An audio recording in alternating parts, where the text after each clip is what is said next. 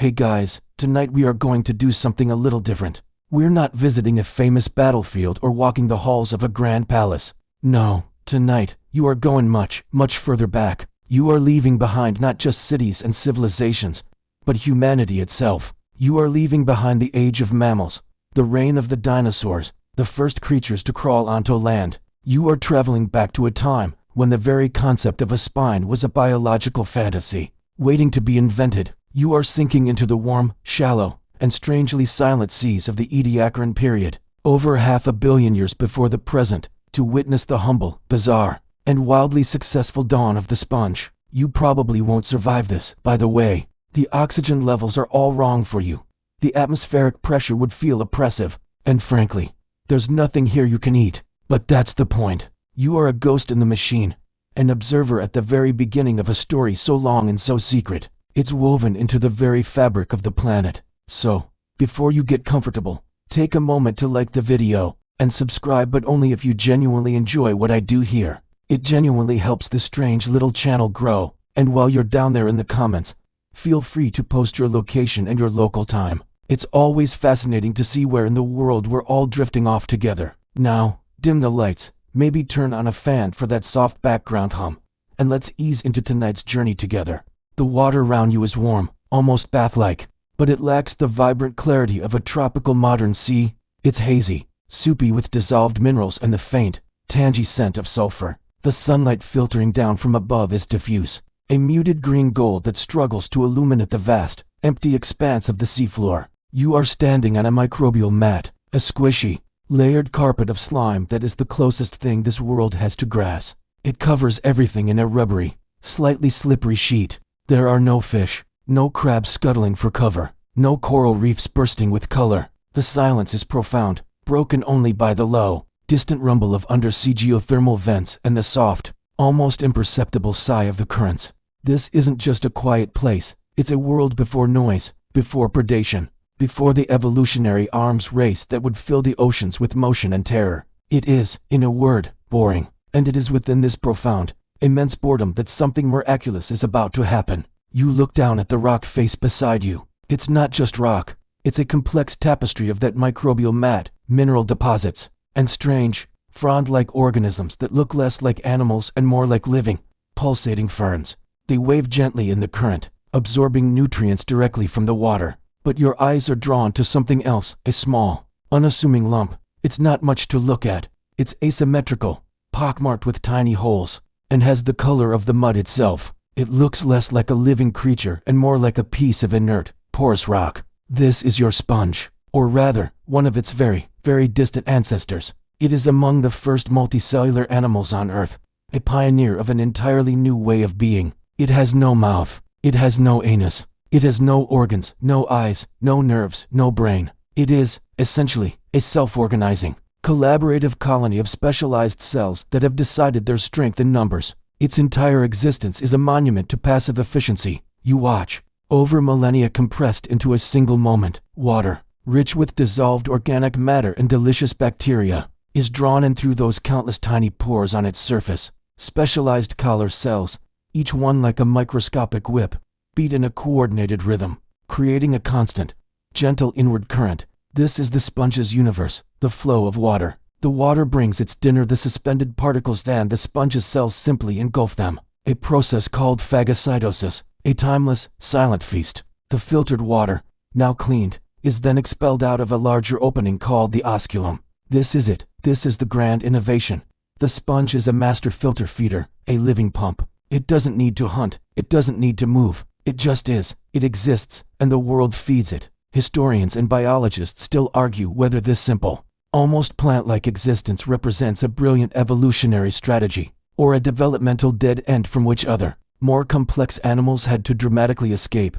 Was it a first draft or a finished masterpiece? And here's a quirky, almost heretical tidbit to ponder as you float here in the primordial soup. Some fringe theorists have proposed the wild idea that sponges aren't just ancient Earth life, but that their simple, incredibly durable form makes them the perfect candidate for panspermia, the concept that life can be seeded from one world to another on asteroids and comets. Imagine that. A chunk of rock is blasted off some distant, dying world by a meteor impact. Embedded within it is a desiccated, dormant sponge, its cells in a state of suspended animation. It travels for millions of years through the interstellar void, a biological arc. It eventually crashes into the warm seas of early Earth, rehydrates, and begins to pump water again, seeding our entire planet's biosphere. It's a wild, unproven, and utterly captivating thought that the humble sponge might not just be an ancient Earth resident, but a cosmic immigrant. You look at this simple, lumpy thing adhered to the rock. It will never write a symphony. It will never build a city. It will never even know the joy of moving from one spot to another. Its entire evolutionary triumph is based on staying incredibly still and letting the world come to it. And yet, this strategy is so brilliantly effective that its descendants will outlive the dinosaurs, survive every mass extinction event Earth can throw at them, and thrive in every ocean from the sunlit surface to the lightless abyss. They will become a cornerstone of ecosystems, a tool for empires, a commodity that sparks gold rushes, and a source of modern medical miracles. And it all starts right here in this quiet soupy sea with a tiny porous lump that decided the best way to win the game of life was to not play at all, but to simply sit and let the game come to it. You can almost feel the immense, patient weight of time beginning to press down, setting the stage for everything that is to come. The world around you lurches, the primordial soup evaporating into the shimmering, sun-drenched clarity of the Bronze Age Mediterranean. The silence is shattered by the sound of lapping waves against a wooden hull, the cry of gulls overhead, and the rhythmic, labored breathing of the man next to you. You are no longer a passive observer of a microbial world. You are on a small, weathered fishing boat off the coast of what will one day be Greece. The air is thick with the smell of salt, sun-bleached wood, and sweat. The man, his skin leathered by a lifetime of sun and sea, gives you a gap-toothed grin. He is not a philosopher or a king. He is a diver. And the lump of vaguely animal matter he just dumped onto the deck, dripping and vaguely resembling a grotesque, brownish loaf of bread, is his fortune. This is the moment the sponge transitions from a simple fact of the sea to a commodity. This is where the gathering begins. You watch as he prepares for his next descent. There is no sophisticated equipment here, no oxygen tank, no pressure gauge, no rubber wetsuit.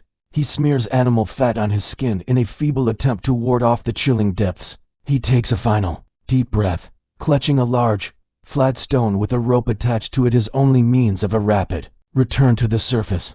With a nod to his partner on the boat, he steps off the side and the stone pulls him down, down, down into the azure void. You follow him, the water closing over your head, the sunlight fracturing into dancing beams. The pressure builds against your ears. Below, the seafloor is a rocky landscape dotted with dark, familiar shapes. Those porous lumps, descendants of the ancient life you just witnessed, are now treasure. He works with frantic, efficient grace, his lungs burning, using a small knife to pry the sponges from their rocky anchors, stuffing them into a net bag tied around his waist. His world has shrunk to the size of a single breath. This is gathering. It is dangerous, unpredictable, and entirely dependent on the whims of nature and the abundance of wild sponge beds.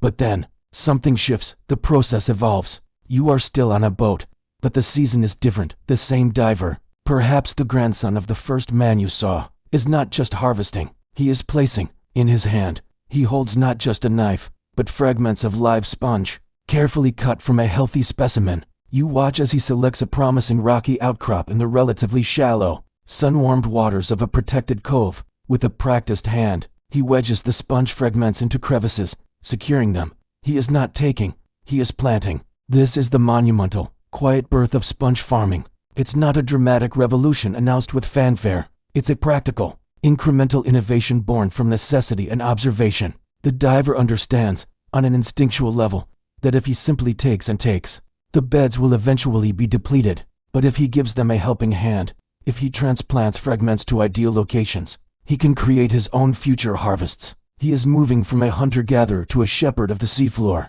The mainstream historical fact here is the development of this early aquaculture. The ancient Greeks, and likely other coastal Mediterranean cultures, were among the first to practice a form of sponge cultivation. They learned the sponge's remarkable biology through sheer, hands-on experience, that a sponge could be cut into pieces, and each piece, given the right conditions, would regenerate into a whole new, fully functional animal. They weren't just harvesting a resource, they were manipulating life cycles, fostering growth. This wasn't farming in the sense of ordered, submerged rows. but it was a deliberate and calculated effort to manage and enhance a natural population for human use. It represents one of the earliest known forays into marine cultivation. And now for the quirky tidbit. How did these ancient divers determine the best spots for their sponge farms? Well, they undoubtedly used their hard-won knowledge of currents, water temperature, and rock formations. There is a strong belief that they also relied on a rather unconventional real estate agent, the common octopus. Historians still argue whether this was mere observation or superstition, but ancient texts and oral traditions suggest that divers would look for rocky outcrops that were home to octopuses. The reasoning was that the clever cephalopod, in selecting its den, had already done the reconnaissance. It sought out structures with ideal water flow, protection from predators, and access to food, precisely the same conditions a growing sponge would thrive in. So, finding an octopus's home was like finding a prime piece of underwater property, pre-approved by a master of marine architecture. The diver might even have to politely evict the eight-legged tenant before installing his sponge fragments. This practice, this shift from gathering to farming, changes everything. It creates a more reliable supply. It allows for a degree of specialization. The diver is no longer just a fisherman who sometimes gets sponges. He is becoming a sponger, his identity and livelihood tied to this one peculiar animal. The sponges he cultivates and harvests will be dried in the sun, cleaned of their gritty, slimy outer layers, and sold in coastal markets. They will be used to scrub the decks of triremes, to wash the bodies of soldiers, to pad the helmets of hoplites, and to mop up spills in the homes of merchants. The sponge is weaving itself into the daily fabric of ancient life, a soft, abrasive, and absorbent tool that everyone needs. And it all started with the diver, a sharp knife, and the simple, revolutionary idea that instead of just finding his fortune, he could plant it. The world around you lurches, the primordial soup evaporating into the shimmering, sun-drenched clarity of the Bronze Age Mediterranean. The silence is shattered by the sound of lapping waves against a wooden hull, the cry of gulls overhead, and the rhythmic, labored breathing of the man next to you. You are no longer a passive observer of a microbial world. You are on a small, weathered fishing boat off the coast of what will one day be Greece. The air is thick with the smell of salt, sun-bleached wood, and sweat. The man, his skin leathered by a lifetime of sun and sea, gives you a gap-toothed grin.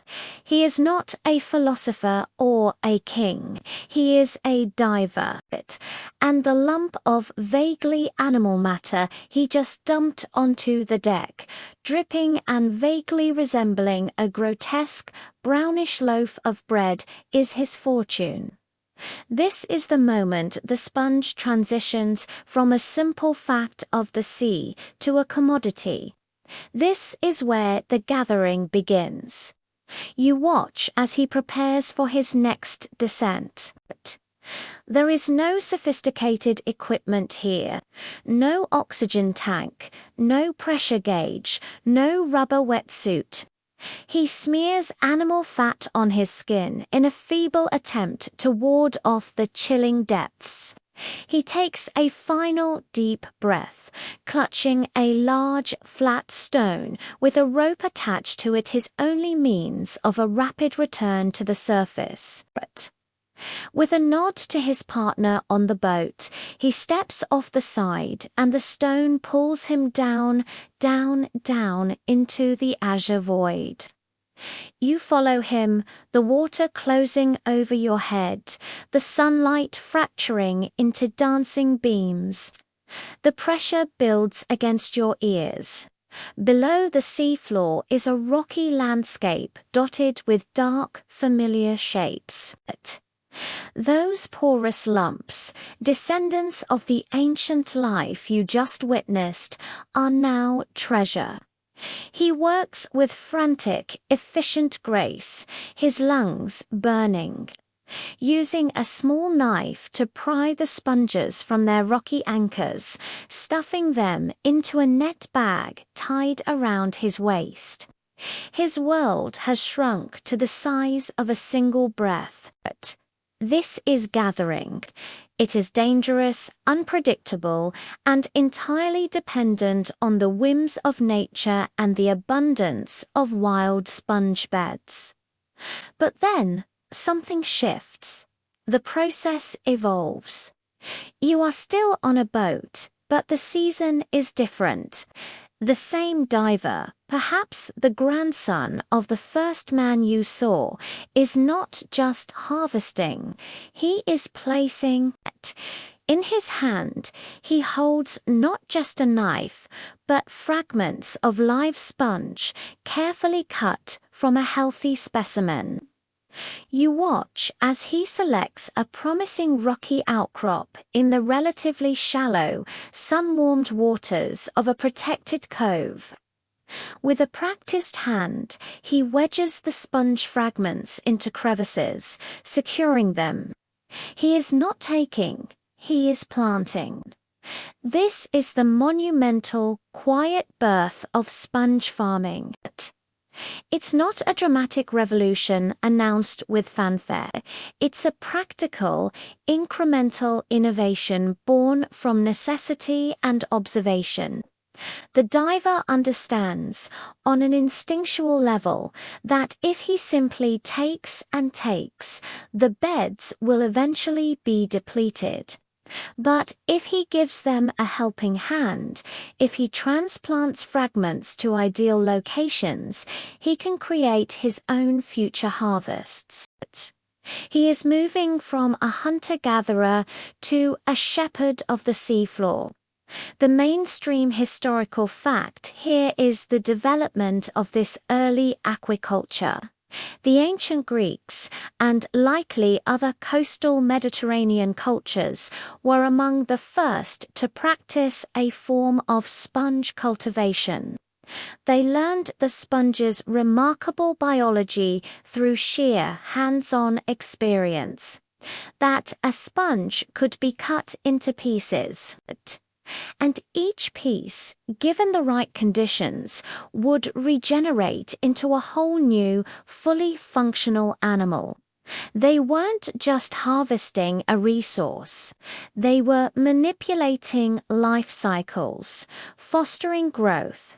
This wasn't farming in the sense of ordered, submerged rows, but it was a deliberate and calculated effort to manage and enhance a natural population for human use. It represents one of the earliest known forays into marine cultivation. And now for the quirky tidbit. How did these ancient divers determine the best spots for their sponge farms? While they undoubtedly used their hard-won knowledge of currents, water temperature, and rock formations, there's a strong belief that they also relied on a rather unconventional real estate agent, the common octopus. Historians still argue whether this was mere observation or superstition, but ancient texts and oral traditions suggest that divers would look for rocky outcrops that were home to octopuses.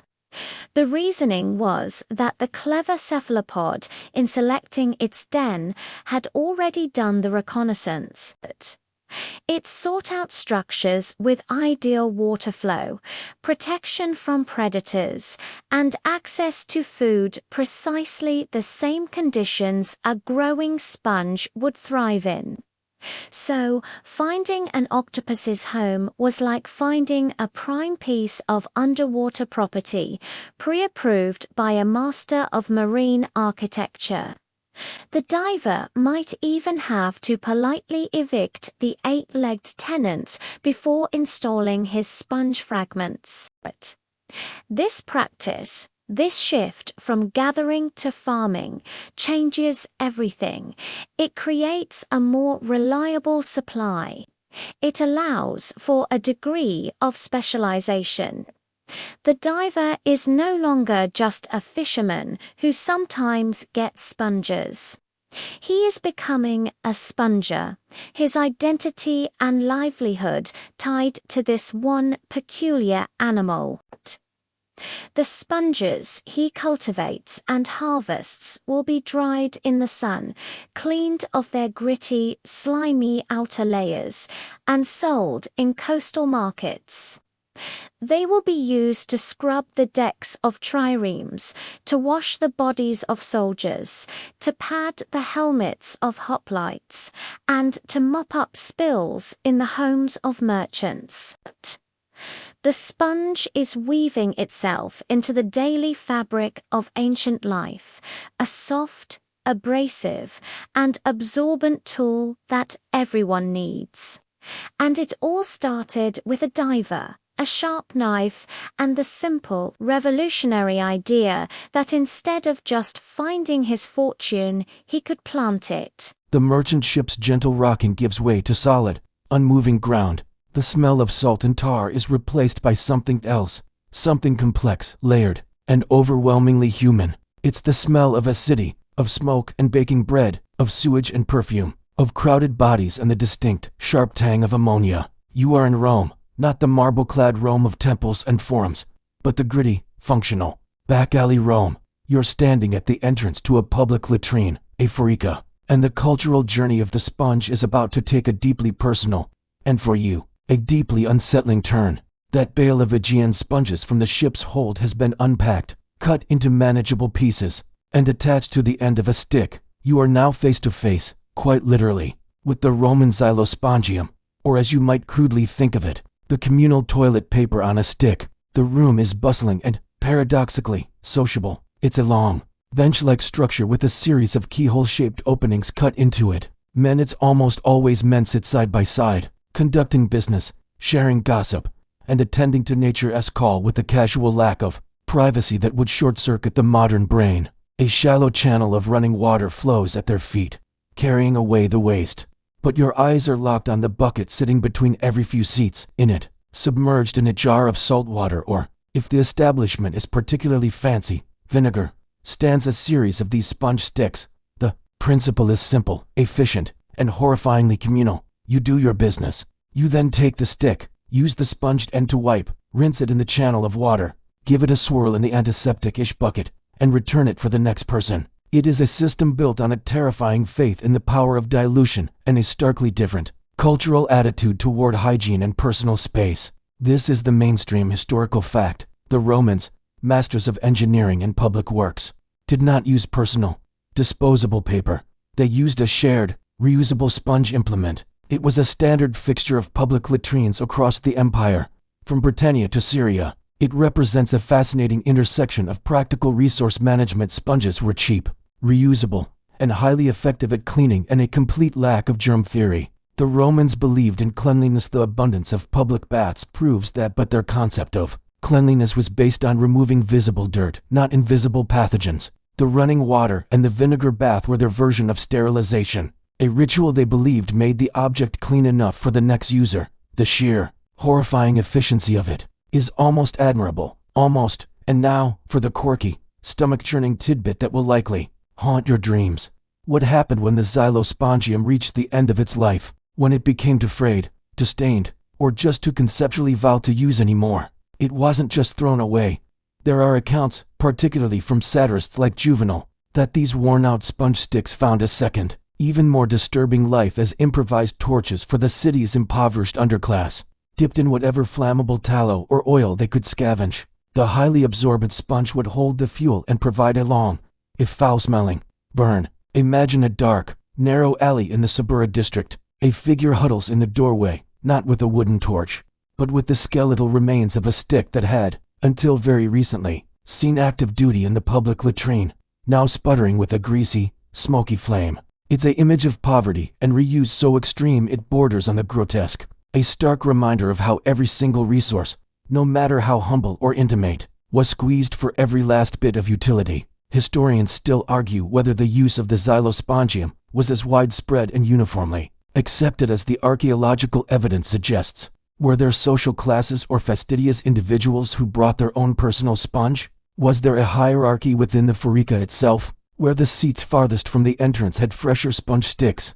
The silence of the sources on these details is deafening.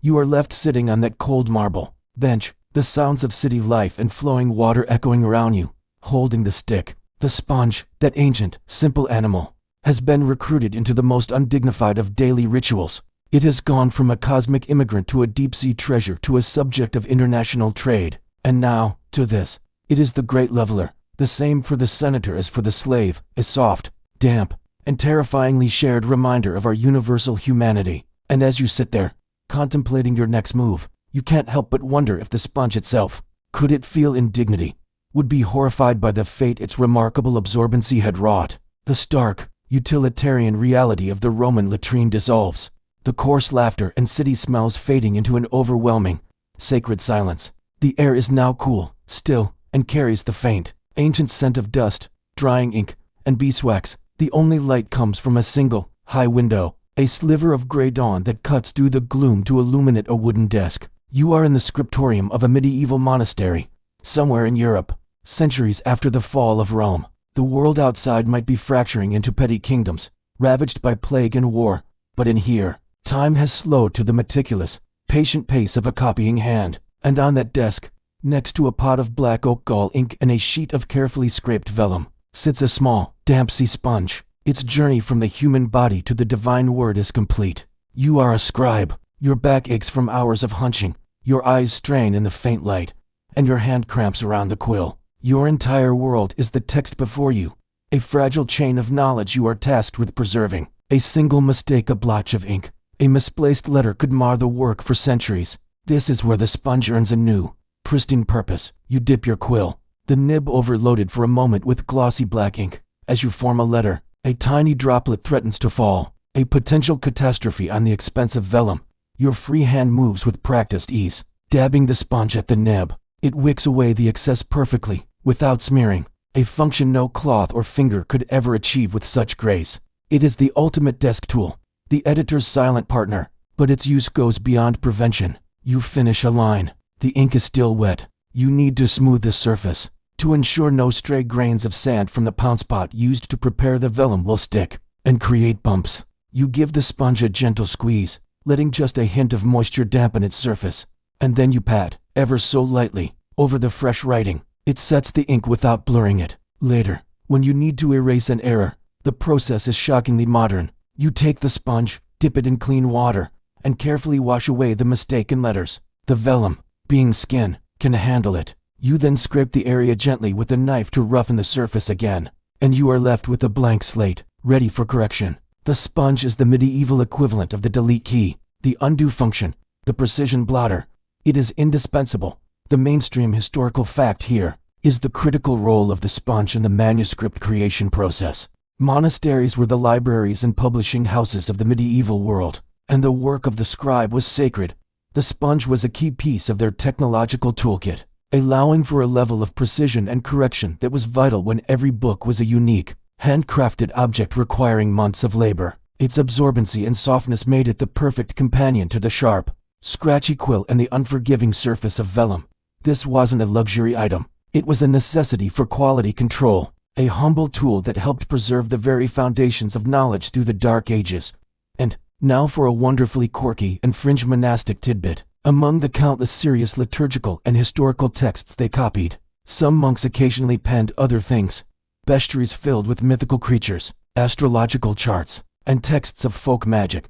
And in some of these more obscure manuscripts, we find references to the sponge of truth. There was a belief, likely passed down from much older oral traditions, that a sponge used in the sacred act of copying scripture absorbed not just ink and water, but a faint echo of the divine words themselves. A fragment of such a sponge, carried on one's person, was thought to offer protection from falsehood. More bizarrely, it was sometimes used in a form of trial by ordeal for a scribe accused of intentional error or heresy. The accused would be made to swallow a small piece of a sponge that had been used to correct a holy text. If he choked, he was guilty. If he swallowed it without issue, God had found him innocent. It was a terrifying and utterly literal interpretation of absorbing the truth. Historians still argue whether the use of sponges in scriptoria represented a continuous tradition from the Roman era or an independent rediscovery of a perfect tool for a specific job. Did knowledge of its utility survive in the secular world among court scribes,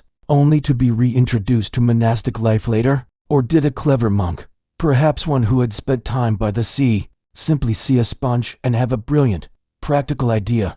The records don't say. They only show the result, the sponge, forever cleansed of its Roman associations, now sitting pure and quiet on the scribe's desk, a humble servant to the word of God. It is a silent, absorbent guardian at the gates of knowledge, ensuring that the light of learning, however faint, was never completely extinguished. And as you look up from your vellum, your eyes drifting to the window, you can see the first hints of a new age approaching, one of light and art, and a different, more beautiful use for the sponge's unique talents. The monastic silence shatters, not with noise, but with a burst of glorious, overwhelming color. The scent of dust and ink is replaced by the rich, pungent aroma of linseed oil, turpentine, and the earthy smell of ground pigments.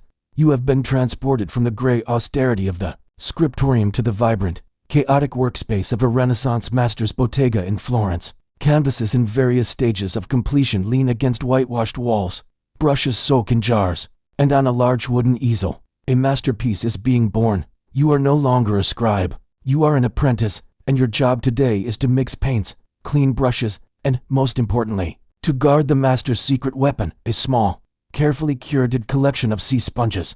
The master is at work on a vast altarpiece.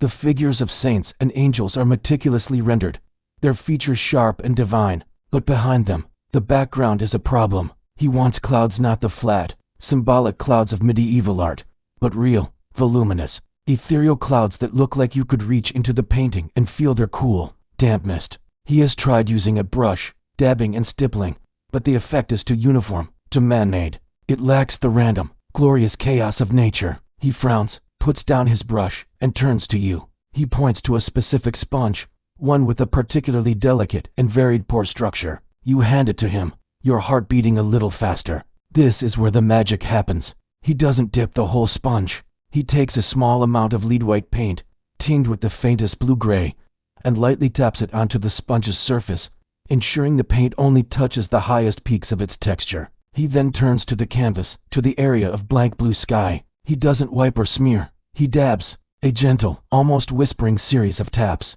And there, as if by a miracle, a cloud begins to form. It is soft, diffused, and perfectly irregular. The sponge has translated the master's intention through its own unique biology, creating a pattern of light and texture that no human hand could ever replicate. He uses a different sponge, drier and with a coarser texture, to drag and blend the edges, creating the wispy, evaporating tendrils at a cloud's periphery. The sky is no longer a flat backdrop. It is a dynamic, breathing space. The sponge has become an extension of the artist's hand, a collaborator in the creation of beauty. This is the mainstream historical fact. Renaissance painters, from Leonardo da Vinci to Titian, employed natural sea sponges as essential tools for creating specific textural effects. They were used for the soft foliage of trees, the rough-hewn stone of buildings, the foaming crests of waves, and, most famously, for the perfect rendering of clouds. It was a technical breakthrough, a way to introduce controlled randomness and organic softness into a highly disciplined art form. The sponge allowed them to achieve a level of realism, an atmospheric effect that defined the Renaissance departure from the flatter styles of the past. It was a trade secret, a trick of the workshop that separated the masters from the journeymen. And now for a wonderfully quirky and human tidbit from the bottega. While the master used the sponge for sublime effects, the apprentices, left to their own devices during breaks, found a more terrestrial use for them. It is said that the most dreaded chore for any apprentice was the meticulous, back-breaking task of grinding pigments by hand with a muller on a stone slab. The powdered pigments, especially the expensive ones like ultramarine blue made from lapis lazuli, were incredibly fine and got everywhere. A sneeze could represent a catastrophic financial loss. The clever apprentices discovered that a slightly damp sponge was the perfect tool for dusting down the workspace, efficiently gathering every last precious speck of stray pigment to be reused. But their ingenuity didn't stop there. They also allegedly used small, cut pieces of sponge as primitive erasers to play a prank on a disliked colleague. They'd wait until the target apprentice had left his drawing for a moment, then use the sponge to subtly smudge a carefully rendered line, or blur a facial feature, then sit back and watch the ensuing panic and confusion as the poor artist tried to figure out how his perfect drawing had suddenly gone wrong. Historians still argue whether the use of the sponge for these specific textural techniques was a continuous tradition learned from forgotten medieval manuscript illuminators, who sometimes used similar tricks for backgrounds or a genuine rediscovery by Renaissance artists, looking for new ways to capture the natural world. Was it passed down from master to apprentice in an unbroken chain? Or did multiple artists in different cities independently stumble upon the same perfect tool? The secretive nature of the workshops means we may never know for sure. What is undeniable is the result on the canvas. That sponge, the same simple animal that wiped Roman bottoms and blotted monastic ink, is now helping to create some of the most breathtakingly beautiful art in human history. It is a testament to its perfect, porous utility. And as you watch the master step back from his newly cloud-filled sky, a smile of satisfaction on his face, you know this tool's journey is far from over. The world is expanding, and soon, the demand for these miraculous natural wonders will spark a frenzy that will make the Roman trade look like a quiet village market. The refined air of the Renaissance studio is blown away by a gust of hot, humid wind that smells of salt, rotting fish, tar, and untold fortunes won and lost in a single day. The gentle dabbing of a painter's sponge is drowned out by a cacophony of shouting men, creaking winches, crying gulls, and the incessant slap of water against hundreds of hulls. You are in Key West, Florida, in the late 19th century, and the air doesn't just feel alive, it feels frantic, manic, electric with greed. This is the sponge boom, and the quiet, ancient animal has become the catalyst for a full-blown, sun-baked, salt-cured gold rush. You step off a schooner onto the main dock, and it's like walking into a chaotic, open-air stock exchange where the only currency is the bizarre, lumpy, waterlogged produce of the sea. The docks are a forest of masts. Boats of all sizes from sleek sponging sloops to larger, mothership schooners are tied up, unloading their slimy cargo. Mountains of sponges, still dripping and dark from the sea, are piled high on the weathered planks. Buyers in suits and straw hats, sweating through their linen, move through the chaos, their eyes sharp, their fingers constantly testing, squeezing, and poking the goods. The prices shouted back and forth are astronomical. A single large, high-quality wool sponge could fetch what a laborer might earn in a week. Fortunes are being made before your eyes, not in a dusty bank vault, but here, in the pungent, glorious mess of the dock. You follow a sponger, a conch, the local term for Key Westers, as he navigates the frenzy. He's just returned from a 2-month trip to the sponge banks, the fertile grounds in the Gulf of Mexico. His face is etched with exhaustion and triumph. He's not a diver yet, he's a hooker. His tool is a long pole with a set of sharp, curved prongs at the end, like a cruel garden implement. From the deck of his rolling boat, he would stare down into the clear, shallow water, spotting the dark shapes on the seabed below, and rake them up with this pole. It's destructive, wasteful. It tears the sponges and damages the beds, but it's fast, and right now, speed is everything. The demand from the northern cities and Europe is insatiable. Sponges are in every bathroom, every surgery, every parlor, on every ship. The world wants to be clean, soft, and absorbent, and Key West is the only place that can quench that thirst. This is the mainstream historical fact. For a brief dazzling period between the 1880s and the early 1900s, the sponge industry was the economic lifeblood of Key West and the surrounding coast, making it one of the wealthiest cities per capita in the entire United States. The sponge fleet numbered in the hundreds, and the docks of Key West and later, Tarpon Springs, were the undisputed epicenter of the global sponge trade, supplying over 80% of the market. It built mansions, funded banks, and created a unique, vibrant, and brutally demanding culture entirely dependent on the whims of the sea and the sponge beds. And now for a wonderfully quirky bit of boomtown lore. With so much money on the line, superstition ran rampant. Spongers were a notoriously suspicious lot. One of the most pervasive beliefs was the power of the Jonah, a person or object that brought bad luck to a boat. A Jonah could be a man who was clumsy, or who whistled on deck. Whistling was thought to whistle up a wind, and therefore, a storm, or even just someone with an unlucky face. But the strangest Jonah of all was believed to be a woman. It was considered the worst possible luck to have a woman on board a sponging vessel.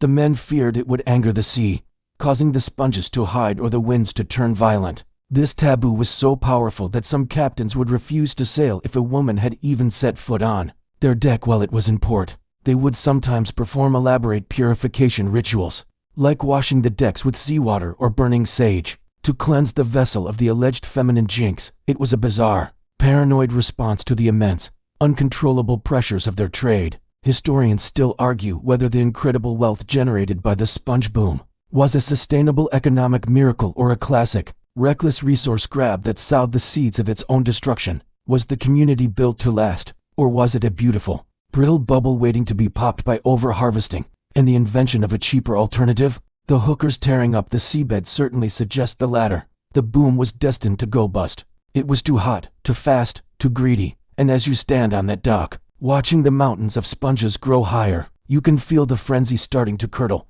The easy pickings in the shallow waters are running out. To get more, to satisfy the hungry market, the spongers will have to go deeper, much deeper. And that means the hooker with his pole will have to step aside for a new, far more terrifying figure. The deep water diver, a man who will descend into a darkness where the pressure alone could kill him, all in pursuit of the perfect sponge. The frantic, sun-bleached chaos of the Key West docks recedes, replaced by an oppressive, profound silence. The shouting of buyers, the cry of gulls, the slap of waves against wood, it all vanishes, swallowed by the immense, crushing weight of the deep. You are no longer on the deck. You are going down. The hooker's destructive but safe method is obsolete. The shallow beds are picked clean to satisfy the world's hunger. The spongers must now go where the sponges have been left in peace for millennia. The deep, dark, cold waters of the Gulf. You are suited up. You are the diver. And this is a descent into a new kind of hell. The suit is a prison of canvas and copper. It weighs over 200 pounds on land. And now, as you take those first clumsy steps off the ladder into the water, it becomes a leaden coffin, dragging you inexorably downward. The helmet is bolted onto the corselet at your shoulders, its small glass portholes offering a tragically narrow view of the world you are leaving behind. The surface light fades from bright blue to deep green, then to a murky, twilight gray. The only sound is the rhythmic, metallic hiss of air being pumped down to you from the hand-cranked compressor on the deck far above, and the disturbingly loud sound of your own breathing, echoing inside the metal dome. Each exhale bubbles out of the valve near your neck with a fish that is the only proof you are still alive. The pressure builds, not just in your ears, but everywhere. It squeezes the suit, presses the helmet against your shoulders, feels like a giant's hand is slowly, patiently trying to crush you into a pulp. You hit the bottom. A cloud of silt plumes around your lead-weighted boots, reducing visibility to zero. You stand in the utter blackness, waiting for it to settle, a human statue alone at the bottom of the sea. When the water finally clears, you are in an alien landscape. This is not the sunny, reef-filled world of the hookers. This is a place of shadows and strange, looming shapes. Giant barrel sponges, some taller than you are, rise from the seafloor like silent, porous monuments. They are ancient, some of them hundreds of years old, untouched because no one could ever reach them before. Your job is to harvest them. You take out your knife, your movements slow and exaggerated against the water's resistance, and begin the arduous task of cutting the sponge free from its anchor. It is meticulous, lonely, and terrifying work. Every second down here is a gamble with physics and human error. This is the mainstream historical fact. The shift to deep water diving in the late 19th and early 20th centuries revolutionized the sponge industry, but at a horrific human cost. These early diving suits were primitive and deadly. The air pumps were often unreliable.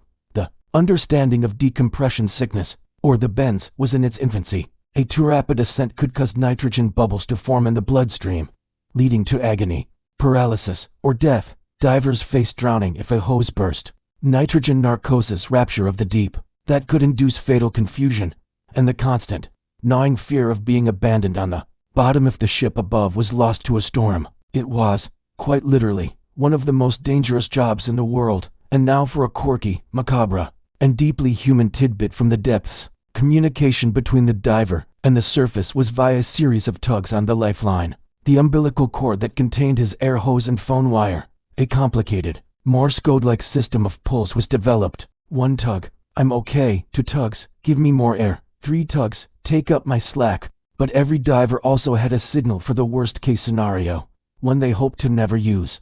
For sharp, frantic tugs meant pull me up. Now. Emergency. The men on the surface knew this signal well, but there was another, even more terrifying legend whispered among the diving crews. It was said that if a diver was suddenly seized by a giant squid, or entangled in the tentacles of a massive octopus, he wouldn't have time for tugs. Instead, in his final panicked moment, he would tap out a rapid staccato rhythm on his helmet with his knife, a frantic metallic drumming that would travel up the hose to the surface. a ghostly percussion of pure terror from the deep signaling a death that those above could hear, but were powerless to prevent. Most historians dismiss this as a sailor's ghost story, a myth born from the very real and pervasive fear of the abyss. Historians still argue whether the shift to deep water diving was a necessary evolution of the industry or a reckless exploitation of desperate men for profit. The death and injury rates were staggering. Many of these divers were Greek immigrants lured by the promise of high wages, only to find themselves in a metal coffin, risking their lives to make someone else on the sunny deck above immensely wealthy. They were the ghosts of the sponge boom, the human cost of the world's desire for a soft bath. As you finally finish cutting the massive sponge free and signal to be hauled up, the ascent is agonizingly slow, a mandatory pause to avoid the crippling bends. You rise through the dark water, leaving the silent, ancient garden behind, a garden you have just plundered. You are a pioneer, a conqueror of the deep, but you are also a warning. This level of risk and expense cannot last. The industry is a bubble, and as you break the surface, blinking in the blinding sunlight, you can almost feel the world changing, a shift happening on dry land that will make your terrifying dives obsolete.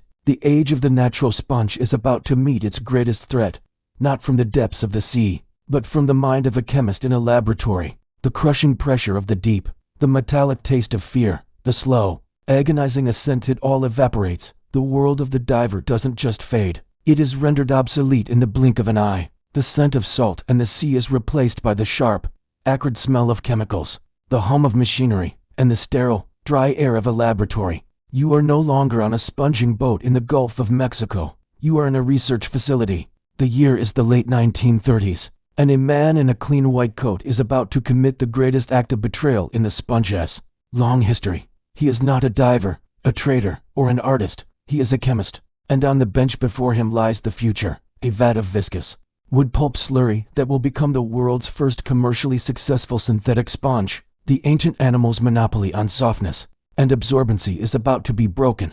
You watch as the chemist works. He's not harvesting life, he's manufacturing a facsimile. The process is bizarrely simple, a kind of culinary recipe for imitation life. He takes sodium sulfate crystals and mixes them into a pulpy batter of wood cellulose. He pours this gloppy mixture into a mold, not unlike a baker pouring cake batter into a pan. Then, he applies heat. The magic happens. The sodium sulfate crystals dissolve and leach out, leaving behind a network of tiny, interconnected holes, a perfect imitation of the porous structure of a sea sponge. It's clever, efficient, and utterly soulless. What took nature 500 million years to perfect, this man has reverse engine, aired in a beaker in a matter of minutes. The resulting product is cut into familiar, yellow, rectangular blocks, packaged, and shipped out to the world.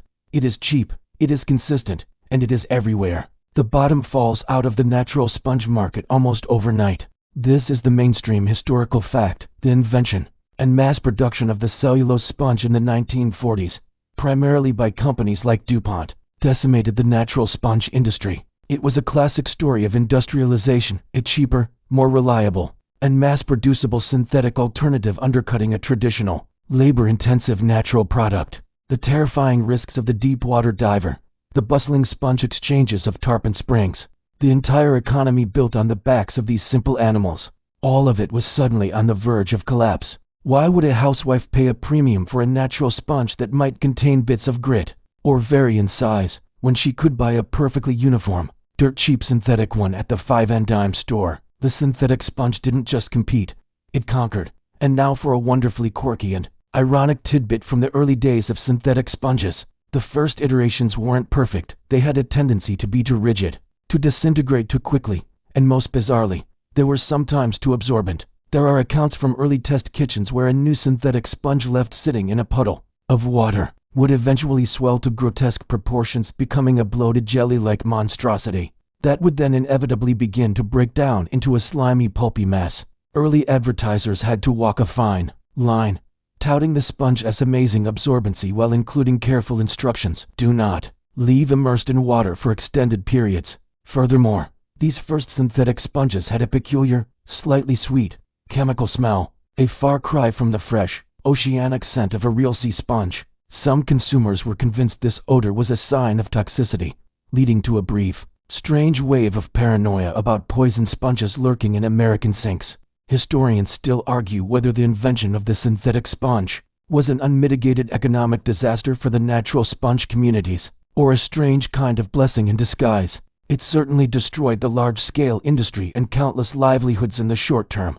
But, in the long run, it forced the surviving natural sponge industry to completely reinvent itself. It could no longer compete on price or volume. It had to pivot to quality, to luxury, to niche markets. The natural sponge became a premium, artisanal product, sold for a high price to artists, cosmeticians, and eco-conscious consumers, a status it holds to this day. The synthetic revolution didn't eradicate the natural sponge trade. It just shrank it, refined it, and ultimately elevated its product to a specialty good. The sponge, both real and fake, had found its new, separate places in the world. But just as one branch of human innovation was busy replacing the sponge, another, far more curious branch was beginning to realize that the original, ancient animal might hold secrets, far more valuable than its absorbency, secrets that could save lives.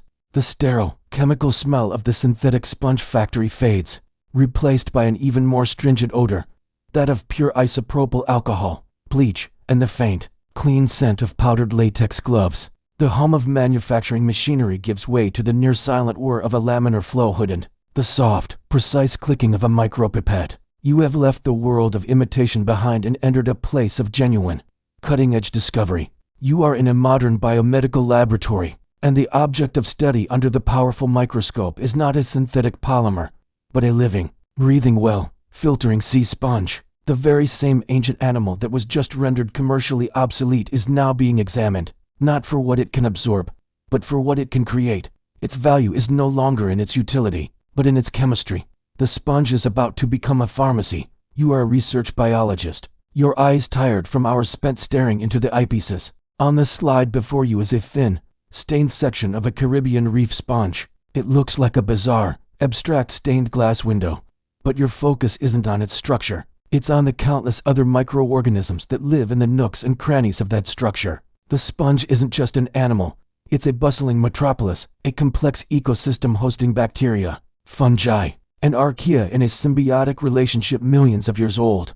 And these tiny tenants are the real chemists, in a constant, silent war for survival in the crowded, competitive space of the sponge. They have evolved to produce a breathtaking array of chemical compounds, toxins to ward off predators, antibiotics to kill competing bacteria, and other bizarre molecules with no immediately obvious purpose.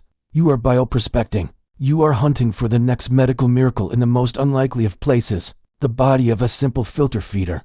This is the mainstream historical fact. The field of sponge-derived pharmaceuticals is one of the most exciting areas of marine biomedicine. Sponges are veritable powerhouses of bioactive compounds. The most famous success story is the development of the anti-cancer and antiviral drug Cytarabine Araceae, which was derived from a Caribbean sponge and revolutionized the treatment of certain leukemias. Other compounds isolated from sponges are being tested as powerful anti-inflammatory agents, new classes of antibiotics to fight drug-resistant superbugs, and treatments for diseases like malaria and Alzheimer's. The sponge, it turns out, has been sitting on a treasure trove of chemical innovation for 500 million years, and we are only just beginning to crack its secrets. And now for a wonderfully quirky and frankly bizarre tidbit from the world of sponge pharmacology. The process of discovering these compounds isn't always a straight line from the sea to the lab. It involves a lot of trial, error, and sometimes very strange sensory experiences. There is a legendary, and perhaps apocryphal, story among marine biochemists about a renowned researcher in the 1970s who had a peculiar methodology. He believed that the potency of a sponge's chemical defenses could be preliminarily gauged by its smell. He would acquire new sponge specimens from divers, bring them back to his lab, and literally sniff them deeply. The story goes that one day, he cracked open a particularly pungent specimen from the South Pacific, took a hearty whiff of its peculiar, acrid odor, and promptly passed out cold on his lab floor. When he came to, he had a pounding headache and a feeling of intense euphoria. He immediately isolated the compound responsible, which turned out to be a powerful neurotoxin that also, in minuscule, controlled doses, showed an astonishing ability to block pain signals. It never became a commercial drug due to its narrow therapeutic window. The difference between a effective dose and a lethal one was terrifyingly small. But the tale of the researcher who discovered a potential analgesic by nearly killing himself with a sponge sniff is still told as a cautionary and hilarious tale in the field. Historians and ethicists still argue whether this modern bioprospecting is a justified form of scientific discovery or a new form of ecological colonialism, where developed nations harvest the biological resources of often underdeveloped coastal countries without providing fair compensation or sharing the resulting profits. The quest for a sponge that might cure cancer could lead to the destruction of fragile sponge beds, and the communities that live near them might never see a dime from the billion-dollar drugs that are developed. It's a complex moral quandary wrapped up in the simple, porous body of the animal. As you look through the microscope, you see not just potential cures, but a web of ethical and ecological consequences. The sponge, once a humble tool, then a luxury good, then an industrial afterthought, has now become a key to our future health, and we are left to wonder if we can harvest its secrets without repeating the mistakes of the past, without loving this ancient, patient creature to death all over again. The pristine, climate-controlled silence of the laboratory dissolves, replaced by a different, more ominous silence. This is not the peaceful quiet of the deep or the sacred hush of the scriptorium.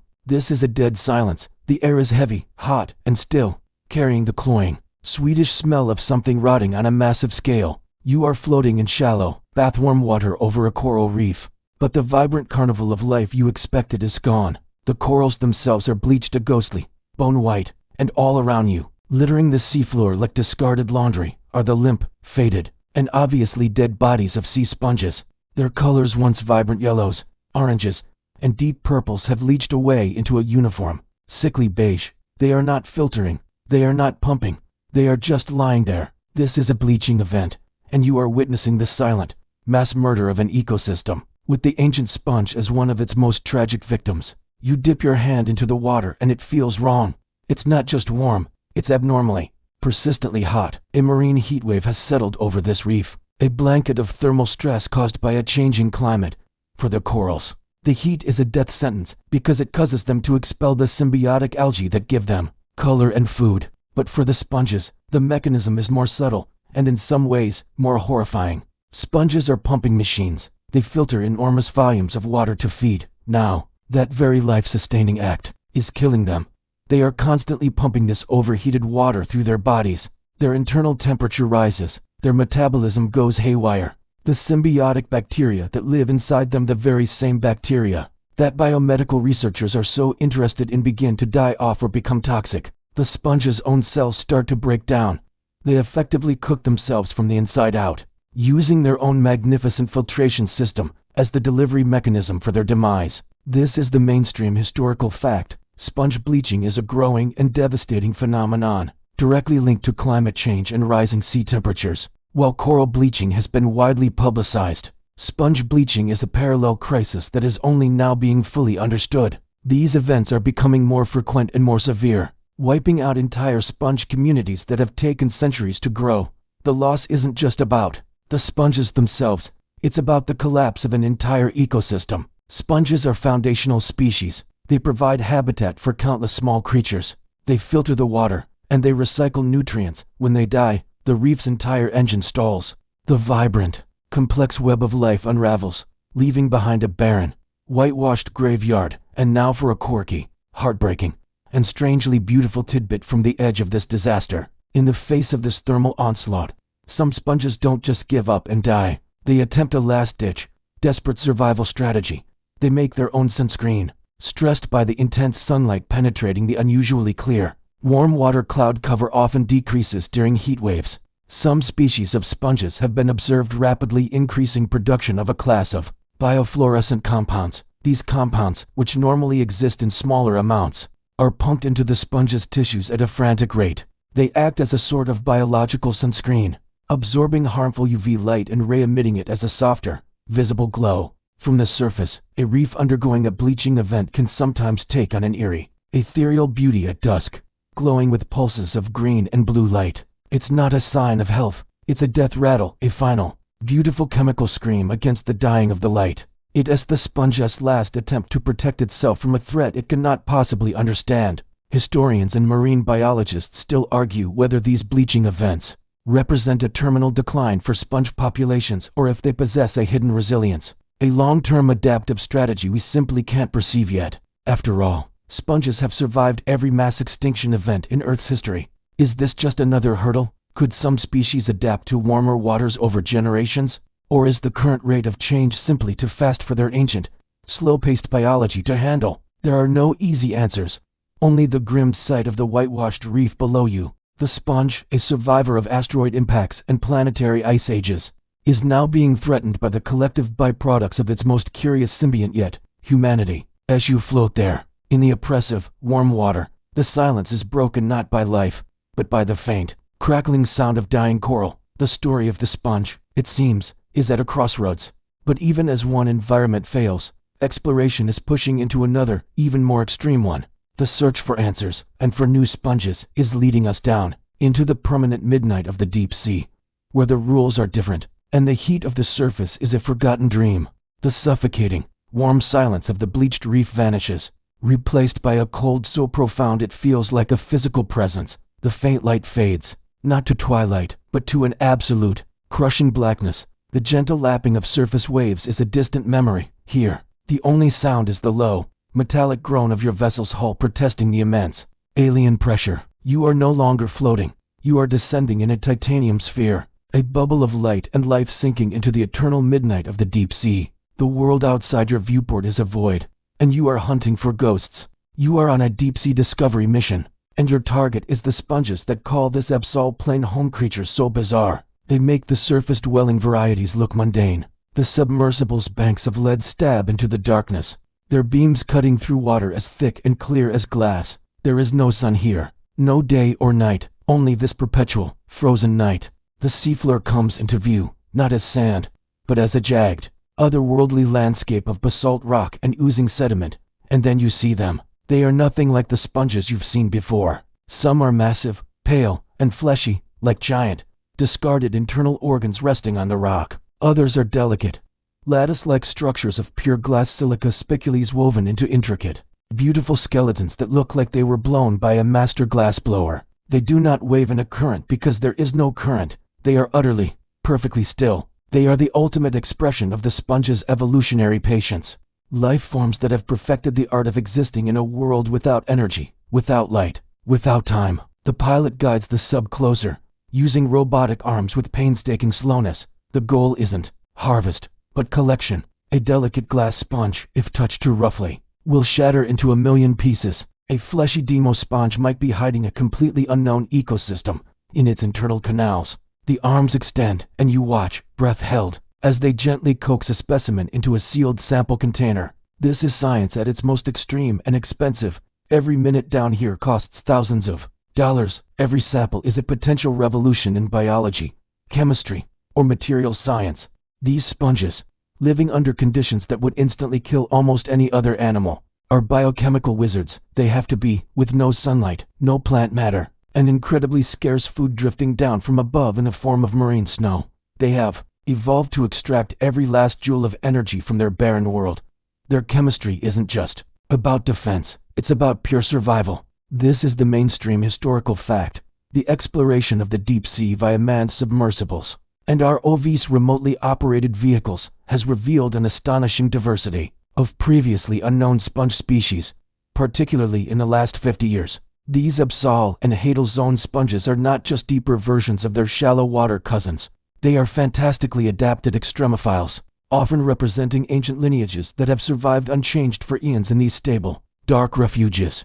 They are living fossils, holding clues to the very earliest days of animal life on Earth, and their unique compounds are of intense interest to medicine and industry. And now for a wonderfully quirky and almost sci-fi tidbit from the abyss. One of the most incredible deep-sea sponges is the Monorhaphis juni, a glass sponge that leads a life of such staggering patience it defies human comprehension. It creates a single, gigantic, glass spica spicule that can be up to 3 meters long and as thick as a human arm. This spike anchors it to the deep-sea sediment. But here's the truly mind-bending part. Scientists can analyze the layers of this glass spike, much like counting tree rings, and by doing so, they have discovered that some of these sponges are over 11,000 years old. They were already ancient, filtering away in the darkness when the first human cities were being built in Mesopotamia. They have lived through the entirety of recorded human history and then some, utterly unaware of our existence. silently growing their glass tower in the abyssal night. To encounter one is to be humbled, to have your sense of time stretched and warped beyond all recognition. Historians and biologists still argue whether these deep-sea sponge communities are fragile, static museums of ancient life, or if they are more dynamic and interconnected than we realize. The prevailing view was that each sponge was an isolated island in the darkness, but new research suggests there might be a slow, deliberate, and unseen communication or chemical exchange between them across the seafloor, a silent, centuries-long conversation we are only just beginning to detect as the submersible sample arm retracts, securing its precious, ancient cargo. You look out into the endless black. The sponge's story has brought you to the most hostile environment on the planet, and yet, even here, it thrives. Its journey seems to have come full circle, back to the quiet, patient, and supremely efficient existence of its ancestors. But the human imagination, once sparked, cannot be contained by the pressures of the deep. Looking at these ancient, glass-bodied creatures, so seemingly alien, some minds have begun to wander even further, to a theory so expansive it makes the deep sea feel like a backyard pond. The sponge's story might not have begun on Earth at all. The crushing, silent blackness of the abyss doesn't fade so much as it expands infinitely. The confines of the submersible dissolve around you. The pressure is gone, but so is the ground. You are untethered, floating in the true, ultimate void, the cold, empty vastness of interstellar space. The ancient, 11,000-year-old glass sponge, a marvel of earthly patience, is now just a fleeting thought, because you are considering a possibility so grand, so audacious, that it makes the deep sea seem provincial. You are entertaining the fringe theory of panspermia, and the humble sponge, against all odds, has been nominated as a potential candidate for the most incredible journey imaginable, a voyage between the stars. The sponge isn't just an ancient Earth resident. It might be a cosmic immigrant. The theory unfolds in your mind like a slow-motion film. It begins with a cataclysm. A massive asteroid, or perhaps a series of them, slams into a distant, watery exoplanet, a world not unlike the early Earth. The impact is unimaginably violent. It scours the planet's shallow seas, throwing colossal plumes of ejecta-water, rock, and whatever life existed there out into the void. Embedded within one of those ejected rocks is a simple, resilient life form, a sponge, or more accurately, a sponge-like organism. It is desiccated, frozen, its metabolism shut down to absolute zero. It is not dead. It is in a state of suspended animation, a biological clock with no hands. It becomes a stowaway on a rocky vessel, an asteroid now hurtling through the interstellar darkness. The journey is long, millions of years, billions, perhaps. The rock tumbles through the silent, radiation-drenched emptiness. It passes through clouds of cosmic dust, feels the gentle tug of unseen stars, and endures temperatures that would instantly shatter any complex machinery. But the sponge, or what's left of it, persists. Its simple, multicellular structure is its salvation. It has no delicate organs to rupture, no complex nervous system to fry. It is, essentially, a collection of tough, cooperative cells in a protective protein matrix. It just waits. Then, fate, the gravitational pull of a young, yellow star captures the asteroid, pulling it into a new solar system. The trajectory is right. It enters the atmosphere of the third planet, a world of promising blue and green.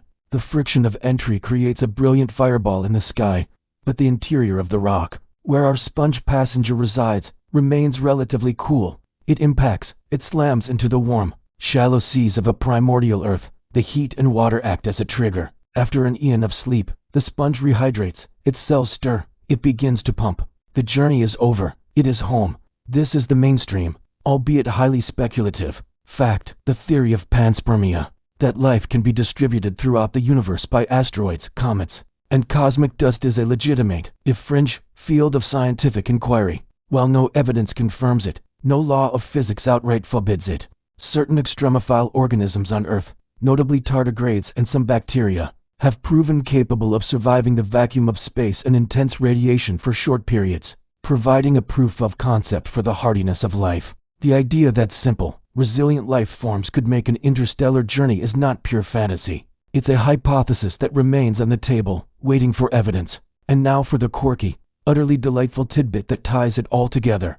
In 2018, a team of astronomers pointed a telescope at an object named Oumuamua, the first known interstellar object to pass through our solar system. Its strange, elongated shape and unexpected acceleration sparked wild theories, from it being a comet outgassing in an unusual way to, yes, the far-out suggestion it was an alien spacecraft. But a smaller, less publicized theory came from a few daring biologists. They playfully suggested that if Oumuamua were a fragment of a destroyed ocean world, its shape and composition could, in theory, be consistent with it being a gigantic, desiccated, fossilized sponge, a cosmic sponge, tumbling through our backyard. They were almost certainly wrong, but the image is irresistible. That our first interstellar visitor wasn't a ship, but a literal piece of bathroomware from another galaxy, a silent porous monument to the idea that the story of the sponge might be the story of life itself scattered across the cosmos. Historians and astrobiologists still argue whether the concept of panspermia is a useful thought experiment that expands our thinking about life's distribution, or an unscientific cop-out that simply moves the problem of life's origin to another unknowable location. Even if a sponge did arrive on an asteroid, how did it originate on its homeworld? The fundamental mystery remains, yet the idea persists. Fueled by the sponge's own incredible durability and ancient lineage, it's a theory that connects the deepest seas to the deepest space, suggesting that the simple act of filtering water might be a universal biological constant, a great filter that life everywhere must pass through. As you drift in this mental model of interstellar space, the sponge is transformed from a subject of history into a potential protagonist in a cosmic drama. But just as your mind expands to encompass the entire galaxy, the narrative must contract, pulling you back from the edge of infinity to the ultra-human world of greed, deception, and the utterly bizarre. Because even as some were looking to the stars, others found a way to turn the humble sponge into the subject of a shocking and strangely hilarious forgery scandal. The infinite, star-dusted canvas of space contracts violently, collapsing into a stuffy, overly air-conditioned room that smells of lemon polish, old money, and the faint, musty odor of desperation. The cosmic sponge, a potential voyager between galaxies, is gone. In its place, under the focused beam of a halogen lamp in a prestigious auction house, sits a small, yellowish-brown lump on a velvet cushion. It looks unremarkable, but the man in the impeccably tailored suit leaning over it, a jeweler's loop screwed into his eye, is treating it with the reverence of a holy relic. He is a collector, and this, he believes, is not just a sponge. This is a genuine, antique Roman xylospongium sponge, a horrifyingly intimate piece of history, and he is about to pay a small fortune for it. He is also, you realize with a sinking feeling, a complete and utter mark. You have been pulled from the cosmos and dropped squarely into the middle of the great sponge forgery scandal. The post-war era, with its synthetic sponges dominating every kitchen sink, created a bizarre counter-reaction among a certain class of collector. The very obsolescence of the natural sponge made it romantic, and what could be more romantic, more macabrely fascinating, than owning a piece of the actual sponge that might have, well, wiped a Roman legionary's backside?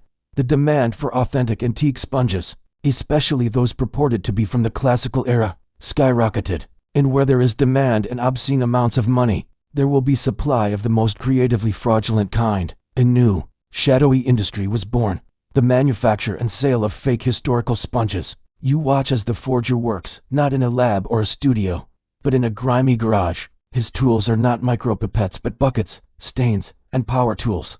His process is a masterpiece of grotesque ingenuity. He starts with perfectly modern, cheap natural sponges. To age them, he doesn't wait centuries. He bakes them in an oven at a low heat, drying them out until they are brittle and acquire the right fragile patina. To simulate the centuries of use and the vinegar brine they would have been stored in, he soaks them in a concoction of strong tea, vinegar, and a touch of soy sauce for color. For the piece de resistance, the proof of its Roman provenance, he takes a hand drill and carefully bores a perfectly round hole through the center, the exact diameter of a Roman xylospongium stick. He might even rub a little dirt into the hole for authenticity. The result is a convincing, if utterly fraudulent, artifact. It's a disgusting, brilliant parody of archaeology. This is the mainstream historical fact. The mid-20th century did see a rise in the forgery of organic antiquities, including wood, textiles, and yes, sea sponges, catering to a newly wealthy and sometimes naive collector's market. While less publicized than art forgeries, these scams were lucrative and widespread, exploiting the difficulty in carbon dating such fragile, contaminated materials and the sheer, gullible desire of collectors to own a piece of the real past. Auction houses, often lacking expertise in such oddities, were occasionally duped, and countless fake sponges found their way into private collections and even small museums, their true age being a few weeks, not two millennia. And now for the quirky, absurd tidbit that exposes the sheer madness of this scandal, the most sought-after provenance. For these fake sponges was a connection to the ruins of Pompeii or Herculaneum. The tragic, volcanic preservation of those cities was a forger's dream backstory. The most audacious forgers didn't just stop at aging the sponge, they created entire fake histories. They would acquire genuine, period-appropriate Roman pottery, a common, inexpensive oil lamp or amphora, and break it. They would then place their newly manufactured ancient sponge inside the broken shards, carefully glue the pot back together, and discover it in a private excavation. They would then present the entire package, a never-cleaned, hermetically sealed Roman sponge, perfectly preserved for millennia in its ceramic time capsule. The level of deception was breathtaking. Collectors paid astronomical sums for these staged, archaeological finds, never realizing they were paying a fortune for a modern kitchen sponge stuffed inside a broken pot. Historians and archaeologists still argue whether these forgeries were harmless cons that only fooled arrogant millionaires, or if they did genuine damage to the historical record by creating a market that encouraged the looting of actual archaeological sites to provide authentic contexts for the fakes. Did the demand for fake xylospongia lead to real, destructive raids on Roman sites by treasure hunters looking for pots to break and fill? The line between a victimless crime and cultural vandalism becomes very blurry as you watch the auctioneer's gavel fall, selling the fake sponge for a price that could have funded a real archaeological dig. You feel a profound sense of absurdity. The sponge, a creature of deep time and silent seas, has been reduced to a prop and a farce of human greed and pretension. It has been cosmic voyager, life-saving chemist, an artist's tool. Now, it is a counterfeit, a lie wrapped in a fantasy, sold for a fool's gold. But its journey, and yours, is almost complete. There is one last stop. You need to go home. The stifling, fraudulent air of the auction house dissipates, replaced by a familiar, comforting stillness. The shouts of auctioneers and the gleam of fool-less gold fade into the quiet hum of your own refrigerator. The soft sigh of the central air, the distant, muffled sound of a car passing outside. You are home, not in a historical era, not in a lab, not at the bottom of the sea. You are in your own kitchen, your own bathroom, your own living room. And after this epic journey through deep time and human folly, you are finally seeing your surroundings with new eyes. You are conducting a sponge census, and the results are staggering. You walk slowly to the kitchen sink. There it is, lashed to the faucet or sitting on the edge of the dish rack, a synthetic cellulose sponge. Its cheerful yellow and green stripes are a world away from the muted tones of a natural sponge, but its purpose is identical. It is a direct, mass-produced descendant of that chemist's vat of wood pulp slurry, a testament to the Industrial Revolution that nearly wiped out an ancient trade. You use it to wipe down the counter, and in that simple act, you are connected to every Roman washerwoman, every medieval monk, every Renaissance apprentice who used its natural ancestor for the exact same task. You open the cabinet under the sink. There's another one, a heavier duty, abrasive sponge for scrubbing burned pots. Its rough surface is embedded with metal or plastic filaments, a modern innovation. But its core is still that same absorbent cellulose matrix. In the bathroom, you find more. A soft, squishy, synthetic sponge in the shower. Maybe even a loofah plant. But a spiritual cousin in the cleaning family. A small, dense foam sponge in a compact of makeup. Under the couch cushions, you might find the remnants of a forgotten, foam stress ball. Its porous structure designed to absorb and dissipate kinetic energy from a clenched fist. You open the fridge and see a block of cheese. Its distinctive, uniform holes, they were created by a mechanical analog of the sponge, a needle-filled plate that punches into the curd, creating the perfect environment for certain bacteria to grow, a process literally called mechanized sponge formation. Your car sits outside. Its seats are likely padded with polyurethane foam, a petrochemical sponge designed for comfort and shock absorption. The filters in your car, your furnace, your air purifier, they may not look like sponges, but they operate on the same fundamental principle, forcing a substance, air, oil, water through a porous medium to trap unwanted particles. They are the intellectual children of the sponge's filtration system. You are surrounded, you are inundated, you are living in a world built, in no small part, upon the principle of porosity. The ancient animal's greatest innovation, the passive, Efficient movement of fluid through a network of holes has been reverse engineered, industrialized, and woven into the very fabric of modern life. The sponge won the evolutionary game not by being the fiercest or the fastest, but by perfecting a concept so universally useful that humanity, in its relentless ingenuity, couldn't help but imitate it everywhere it looked. This is the mainstream historical fact. The biological design of the sponge has directly inspired countless industrial and material science applications, a field known as biomimicry. The sponge's efficient, lattice-like skeletal structure informs the design of stronger, lighter building materials and aerospace components. Its filtering capability is the blueprint for water purification systems. Its soft, shock-absorbing body is the model for everything from packing materials to prosthetic implants. We live in a world of synthetic sponges, all paying silent homage to the original. And now for one final, wonderfully quirky and modern tidbit. In the most cutting-edge materials labs today, scientists aren't just mimicking the sponge's structure. They are trying to become the sponge. They are developing so-called smart sponges made from advanced polymers. These sponges can be programmed to absorb one very specific thing from a complex mixture. Imagine a sponge you could drop into an oil spill that only soaks up the oil, leaving the water pristine. Or a sponge designed to be swallowed that travels through the digestive tract, soaking up specific toxins or viruses before being harmlessly passed. We are entering an age where the sponge is no longer just a tool or an inspiration, but a targeted, intelligent medical and environmental device, fulfilling its half-billion-year-old purpose with a precision its biological ancestors could never have dreamed of. Historians still argue whether humanity's relationship with the sponge is one of symbiosis or parasitism. Did we honor the sponge by replicating its genius and finding new medical miracles within it? Or did we simply exploit it, driving it to the brink of economic extinction with synthetics and now pushing its natural populations to the brink of actual extinction with our changing climate? The answer, like the sponge itself, is porous, allowing both truths to exist simultaneously. We are its greatest admirer and its most dangerous predator. As you finally turn off the kitchen light, leaving the humble synthetic sponge on the drain board, you understand. The story of the sponge isn't just a history, it's a reflection. It shows us our ingenuity, our greed, our curiosity, and our profound connection to the most ancient rhythms of life on this planet. It is the story of everything, told through a series of holes. The narrative slows now, the pace softening like the light in the room as you finally settle into bed. The grand sweep of deep time and human history begins to recede, its sharp edges blurred by approaching sleep.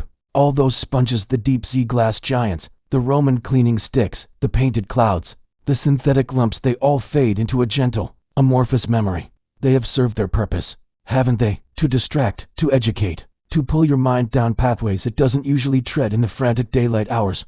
There's a comfort in their persistence, in the idea that something so simple and ancient has woven itself so completely through the story of this world and of our own lives.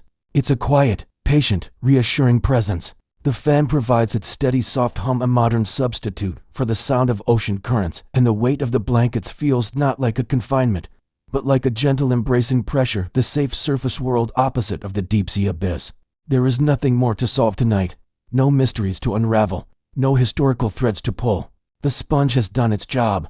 It has filtered away the day stresses, the lingering thoughts, the sharp anxieties, leaving your mind clear and quiet and still. You can let it all go now. Every fact, every image, every quirky tidbit, and just drift. The world outside is dark and soft, and you are safe within it, connected to an ancient, porous, and endlessly fascinating story that is, for now, complete. Just breathe in and out, matching the rhythm of that gentle fan, letting the current carry you away into a deep and dreamless sleep.